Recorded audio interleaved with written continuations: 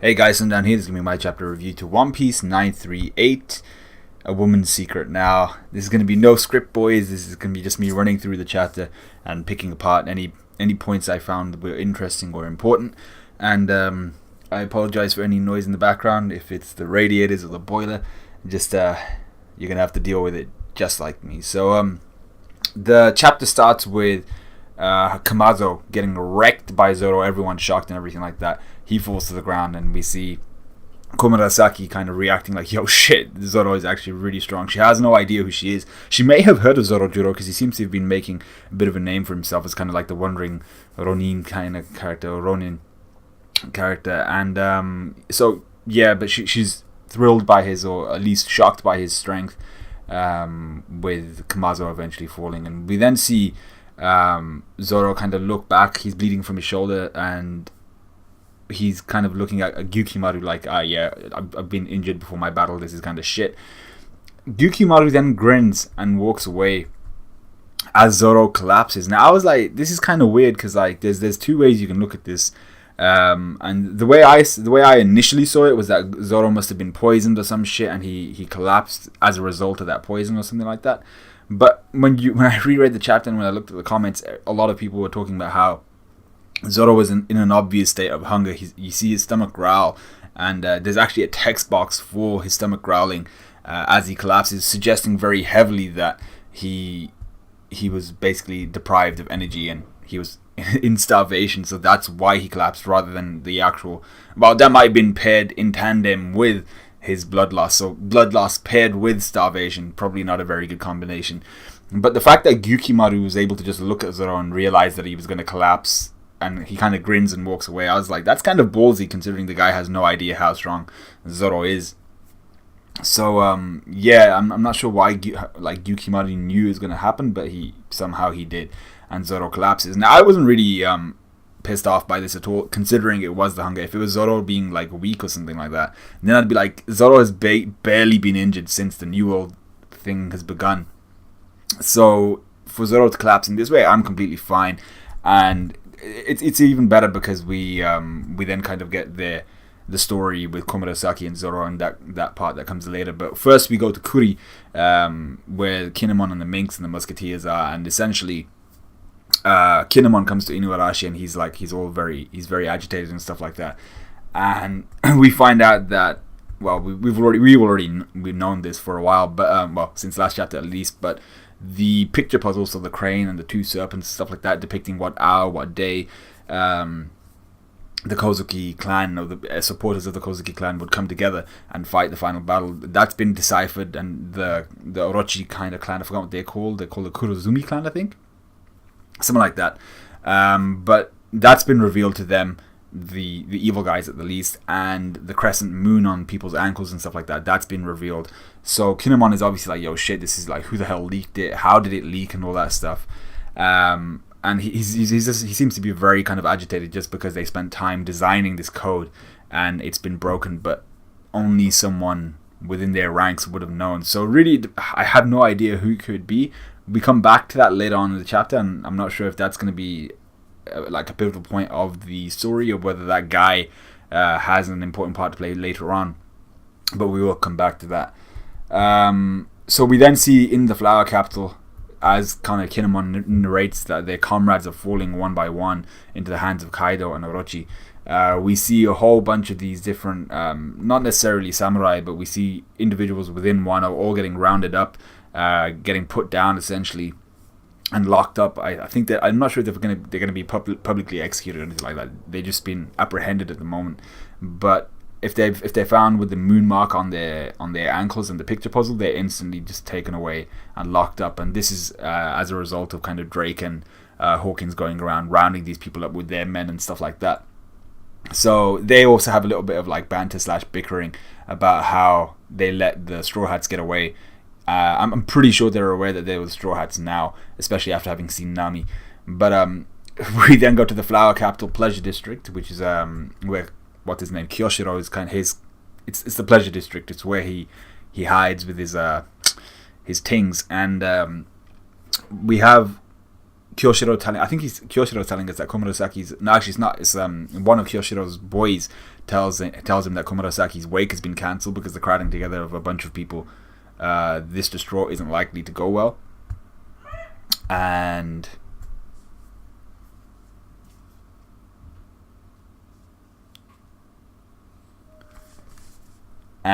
that tomorrow's funeral will be worse. And then we have the guy, the kind of the man of the hour, whose name is Kyoshiro, and he's just there smoking like a little pipe and stuff like that, and he's there like basically saying that obviously there's no one who suffered more loss than I have at the loss of Komurasaki, considering he killed her.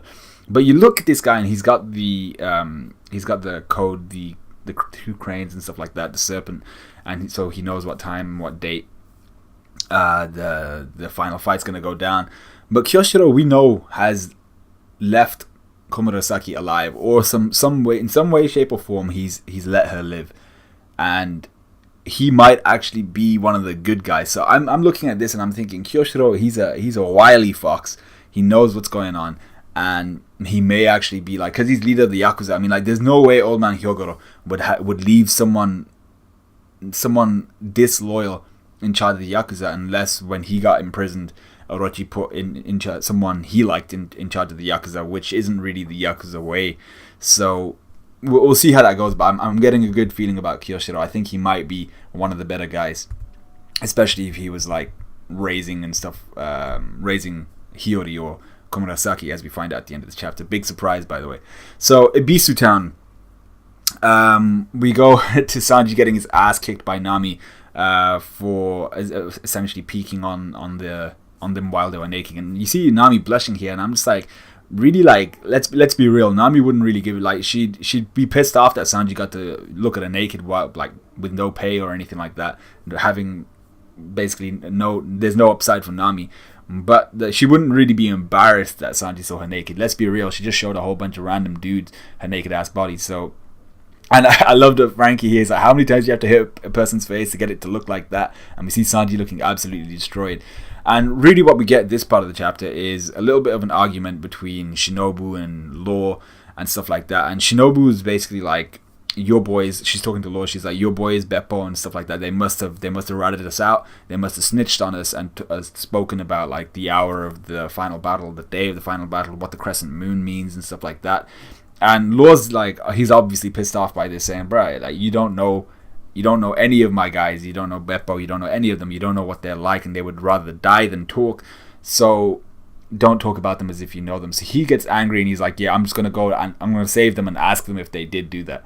So Shinobu then goes full, like, crazy, like, she's like, the captured ones, like, they have to be silenced. Like, either she's talking about, like, we need to send in a ninja and, like, but I think the only thing that can mean is that they need to send in an assassin, a ninja, to get rid of them, you know. And this obviously, like, if I was Law and I'd heard this, I would have turned around and I clapped Shinobu, because, like, and you see Usopp there like, yo, chill out, and Law's just like, what are you even saying?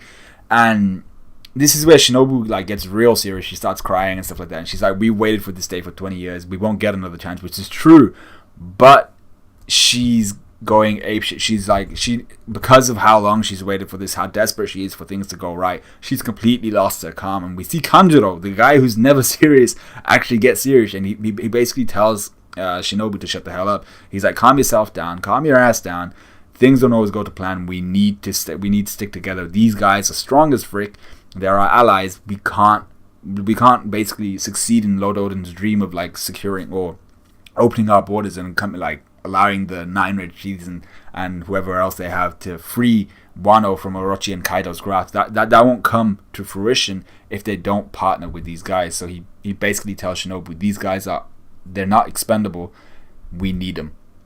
So they're not going to get rid of anyone. Then we see that guy, the dancing dude, that and the guy that's always laughing, smiling, that was accompanying Zoro for a long while.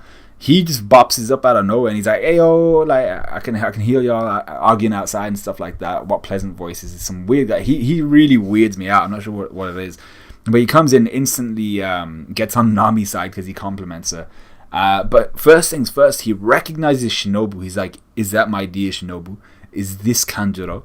And then he pulls out the sketch of the the crane and the serpent and the crescent moon is essentially the code, and he's like, is it really happening? Is the final battle happening? So this guy, there's more to him. Like, it's one of those Oda things where you never know whether a character will be like completely useless or actually a part of the story, and he seems to be one of those ones where Oda's introduced him and like just subtly and maybe like a throwaway character, but he's actually someone quite important, especially if he recognizes Shinobu and Kanjuro. So he's aware of the final battle. He knows when it's happening. He's got it. He knows he's all excited and stuff like that.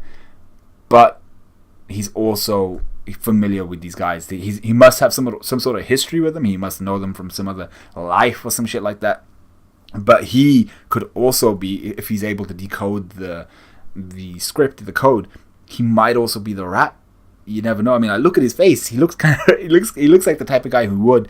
But then why would he approach Kanjuro and Shinobu after having ratted them out, unless he's going to do some like ultimate dick move kind of thing? So I'm not sure about him. I'm really confused. But he knows them from somewhere. So we go back to Ringo, the northern graveyards, where Zoro is being patched up by Komurasaki, who's looking good, and Zoro obviously tries to get up and go find his sword again, and she's there thanking him for saving their lives and everything, and all that good stuff. And in return, obviously, she treated his wounds, and he's like, nah, my foolishness is what got me hurt, all that good stuff. And he tries to go for his sword, and Komurasaki instantly grabs his injured arm and pulls on his injured shoulder, basically making Zoro collapse again. But the way she does it, like she hugs his arm, I'm like, yo, if there's gonna be any kind of like romantic kind of injection within One Piece, there have been like elements of romance. This is basically an epic. One Piece has become more of an epic as the story's kind of expanded, and we've gotten all these different ties and all these different storylines coming in. So it's an epic at this point in time. And I feel like, especially because a lot of us started reading this when we were like 10 years old, which is around the time I started reading this, an injection of romance or an element of romance in One Piece wouldn't go astray. I mean, like, I understand it's a shonen, but having elements of romance in it would probably just maturize it. I don't know what the word is, but would develop it in a certain way that's different from most shonen, possibly, or maybe not. But yeah. So Komurasaki may actually be like some sort of romantic influence for Zoro in the future, but she brings him down, and I think he realizes pretty quick that he's not going anywhere with an injury like that. And then we have Otoko talking about toad oil and how they're applying it to Zoro. Now, I'm not sure if they're like, if it's Usopp selling it, chances are the toad oil, I think, I can't really remember it because I haven't reread any of Wano, but it should be a scam. I'm thinking it's a scam, and they're applying that to Zoro's wounds, and he's just like, oh shit, like, he doesn't know what it is, but they're thinking that it's going to like heal him up quick time. So then some time passes, and they're talking about Gyukimaru. This is Komurasaki and Zoro, and he finds out a little bit about him. He's quite famous in the capital. He guards the bridge. No one knows where he normally lives and stuff like that. But if anyone with a weapon, specifically with a weapon, tries to cross that bridge, he pops up and he's like, nah, not today. So I want to know, first off, what happens if someone without a weapon comes? Are they allowed free passage? They just go to wherever they want? Is he guarding that bridge for a certain reason? Is Ryuma's grave that way, past the bridge, and he's guarding it so no one goes to Ryuma's grave? What does he have? Why does he, like, I understand respecting Ryuma, but why does he have some sort of affiliation with Ryuma? Was he like some sort of, was his kind of forefather a close friend of Ryuma, and now he's kind of their descendant guarding the grave and stuff like that?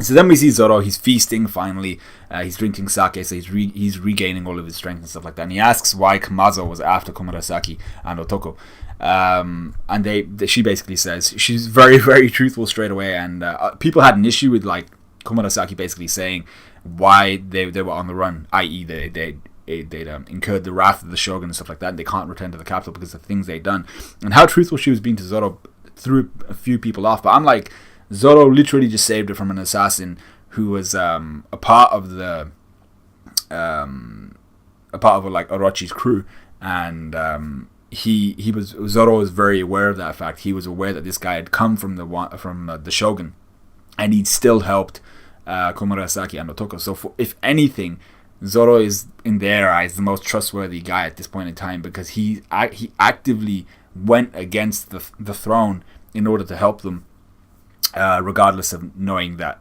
fact. So for them, Zoro is like, he's a Ronin. He's a wanderer at least. He's wanted, and he's helping them against people that they don't like. So for them, he's trustworthy. So she tells him all that stuff, and Otoko tries to make a joke about being a man and stuff like that. And they instantly identify Komurasaki, at least, that Zoro's a foreigner. They don't think he's a bad person, all that good stuff. And then she finishes the chapter by saying, I'm searching for my older brother. I believe he might be in Wano just now. Zoro's suddenly interested, and she's like, Momonosuke Kozuki, or Kozuki Momonosuke, is my brother. I'm his sister, Hiyori. So that's 20 years of her having developed into the lady she is today. If she was like, I assume 3-4 at the time, she's about 23, 24, probably my age, 23. So Komurasaki, I mean, like, good stuff. But her name is Hiyori. Komurasaki probably being just her title or something like that, or a fake name. But she has been in the kingdom, in Wano, this entire time. So obviously not a surprise to anyone, and I'd love to see how this story is going to go. I'd love to actually see if she develops any sort of like romantic interest in Zoro, which she's blushing as she's talking to Zoro. So I'm not sure if that's just like showing, like trying to amplify her beauty in any sense. But it might just be an artistic thing. But yeah, she's been in the kingdom this entire 20 years. There's no way she survived by her onesies. Kyoshiro, I feel, her aide has been helping her in some way, shape, or form, and he's been kind of her driving influence. This chapter has been a very, very My Hero Academia 14-page length chapter, and we're on break next week. But I was like, okay, so it's finally confirmed. She's Hiyori. Not exactly a surprise, and that's all well and good. So yeah, that's basically the end of the chapter. In terms of what's going to happen next, don't really know. I mean, like, Zoro's got to bring Hiyori or Komurasaki back to the crew, or back to headquarters, back to Inuarashi. He's got to bring them back to allies as soon as he can, because she is a main piece. If they find out who she is, if they know who she is, shit will hit the fan. She is basically one of the two heirs left for Wano, unless the Japanese have... I'm not sure about feudal Japan. Was it only men that could be kind of in the shogun role, or could women do it too? I doubt women could, but Hiyori is essentially still part of that kind of royal bloodline. In terms of law, Shinobu and all of them, they really need to figure out a way to get Beppo and them free, but I reckon there's some sort of element of they'll find out something important as they go along to try and free Beppo and stuff like that. So that's basically the end of the chapter. Let me know what you guys thought. Let me know what you guys thought of this review. Like, comment, subscribe, all of that good stuff, and I'll see you guys in a bit.